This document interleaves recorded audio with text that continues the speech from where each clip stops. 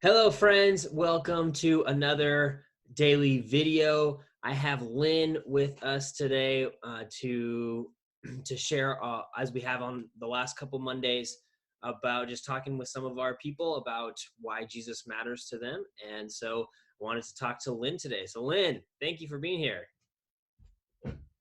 Thanks for asking me.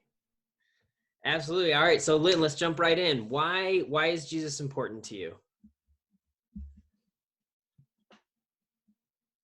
I would say because ever since I was a little child and in the children's home and having been introduced to the Lord or to Jesus in a church that was across the street from the children's home and finding out the importance that he had in my life, um, I've always had that pull from the Lord.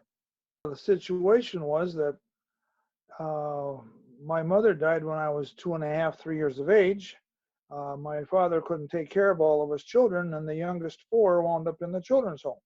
So there was a church that was across the street from the children's home, and we would get dressed up every Sunday to go across the street to go to Sunday school. And that's where I learned about Jesus and how he loved me. And I can remember as a child um, crying myself to sleep at night, asking Jesus to give me a mommy and a daddy. And that did take place back in 1957.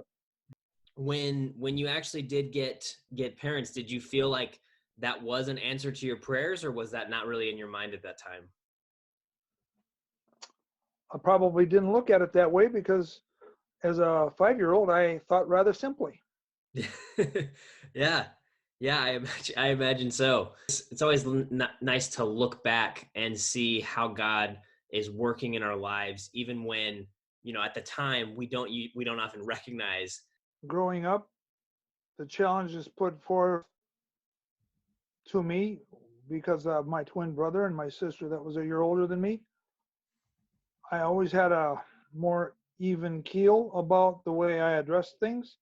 And again, I believe that was because of Jesus. Yeah, say a little bit more about that. What is it that makes you feel that your kind of even keeled nature was because of Jesus? Well, as a little, now I'm talking about anywhere from 6 to 13 years of age. Going to Sunday school, you learn the fifth commandment: honor thy father and thy mother, that thy days may be long. It's the only one that comes with a promise, and uh, I always felt that that was what I needed to do, was to whatever I did was to help bring honor to my mom and my dad. And so who else was leading me other than Jesus or the Holy Spirit?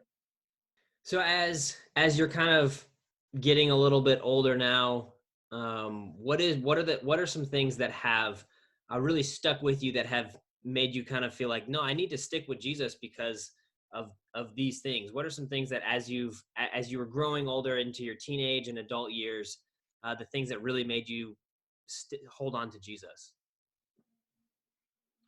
Well,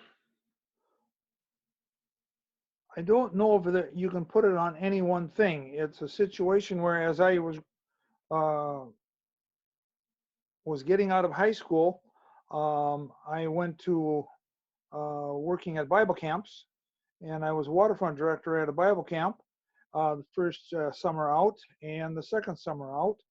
And so I always felt that pull towards, this type of work. Uh, and then as I was in college, I felt the pull to become a teacher.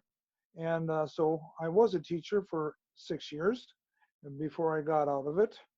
And but I have all these talents that the Lord has given me.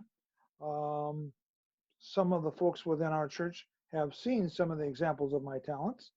Um, Although I have to say that teaching is probably one of my uh, callings that I still enjoy, but I don't get to do as much. So when I was down with the juniors, I spent a lot of quality time with the kids. Now I spend it with the senior Sabbath school. What is something that in the last year or two has been particularly meaningful to you for your faith? I guess it comes down to you and Ricky, you and your wife, Ricky and Brooke. Um, I see myself as one to help navigate uh, the challenges that you may receive in your ministry.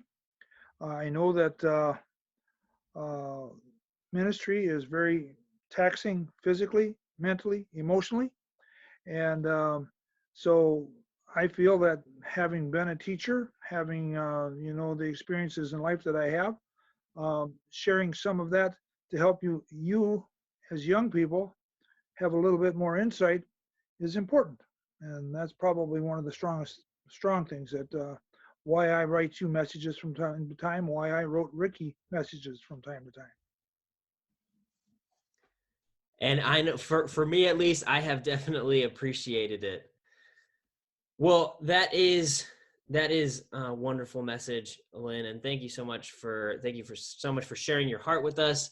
Thank you for the support that you've given me and that you've given my wife and our good friends Ricky and Brooke. And we have definitely appreciated having you as that support system. And thank you for sharing with us today. You're welcome. Thank you for joining us today, and we will see you tomorrow with a normal daily video.